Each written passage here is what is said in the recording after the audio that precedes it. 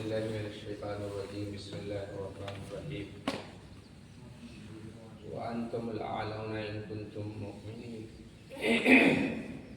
وقال تعالى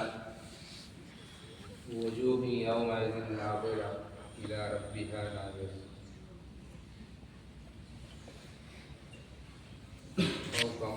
صدق الله العظيم.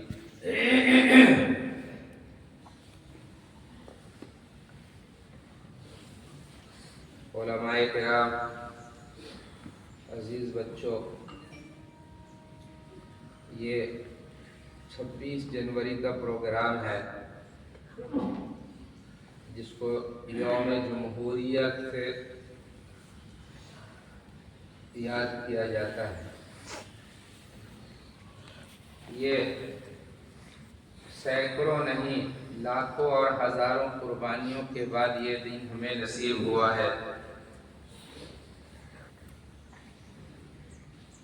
جب انگریز کی بڑی مضبوط حکومت ہندوستان میں قائم ہو گئی اور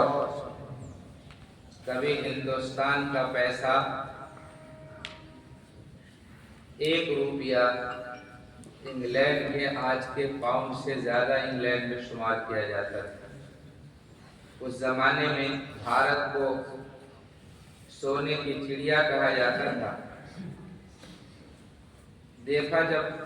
رفتہ رفتہ مسلمانوں کی حکومتیں ختم کر کے غاصبانہ ناجائز قبضہ کر کے انگریزوں نے صرف حکومت بھی نہیں سنبھالی بلکہ ہندوستان کو لوٹنا شروع کیا اور مختلف طریقے سے یہاں کے جو خاص شہری لوگ تھے ان شہریوں پر ظلم و ستم ڈھانا شروع کیا تو آزادی کا جذبہ پنپنے لگا اور ایک طویل تقریباً 150 سالہ لمبی جد و جہد کے بعد ہمیں آزادی جب نصیب ہو گئی تو اب یہ دیش چونکہ کشمیر سے کنیا کماری تک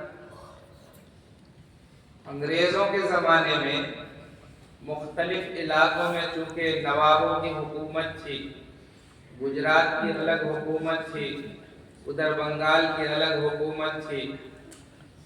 سری رنگا پٹنم میں ٹیپو سلطان شہید رحمہ اللہ کی الگ حکومت تھی، تو نوابوں کے اپنے اپنے اسٹیٹ میں اپنے اپنے قانون تھے۔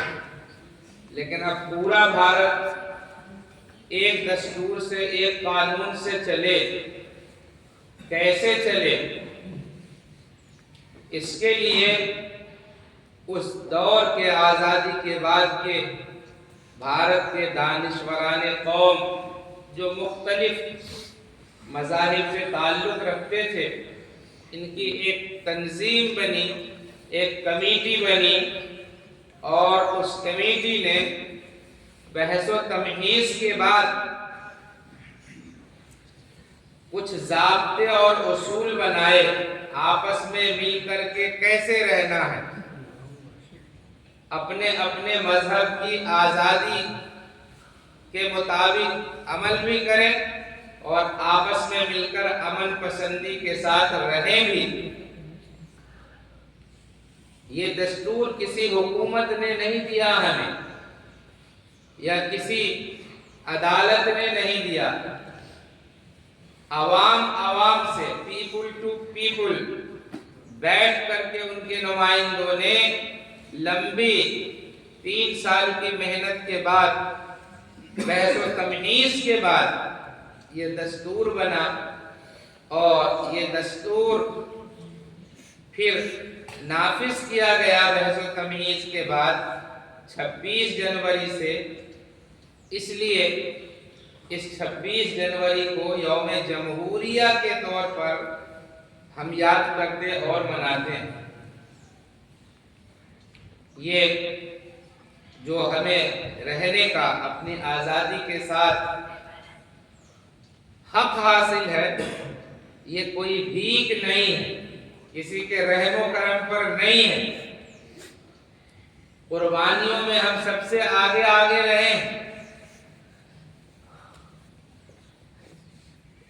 A new history of the India Urdu ترجمہ بھی چھپ گیا ہے. اس کا رائٹر اس زمانے کا انگریز مفسر ہے, مبصر ہے بلکہ, اور مفسر بھی ہے. پردہ کی آیتوں کو اس نے جمع بھی کیا ہے. تو وہ لکھتا ہے کہ پھلواری شریف بہار سے لے کر درگاہ خیبر تک